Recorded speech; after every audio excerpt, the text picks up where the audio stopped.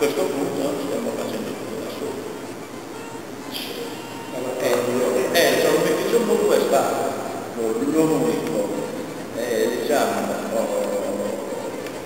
l'unico industria trasformatore, l'unico pizza che ha sposato gli altri nostri pesi, perché ci sono stati altri che hanno proposto altri pesi, ma non abbiamo accettato, perché l'attesa di fare un marchio unico senza distinguere i prodotti è un piano trasformatore, non siamo d'accordo.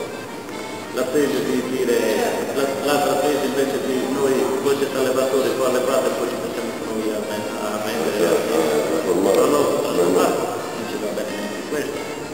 La ditta Muro è stata l'unica che ha fatto la tesi.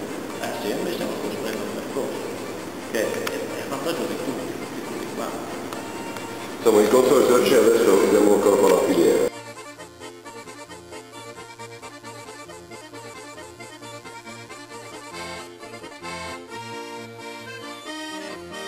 La società di filiera che doveva appena chiuso, noi abbiamo fatto tanti mesi da processo, come hanno detto tempo loro, 8 mesi, no, l'azienda ha preso una cosa che non hanno più frutti e per un'azienda, per un allevatore, quindi soltanto.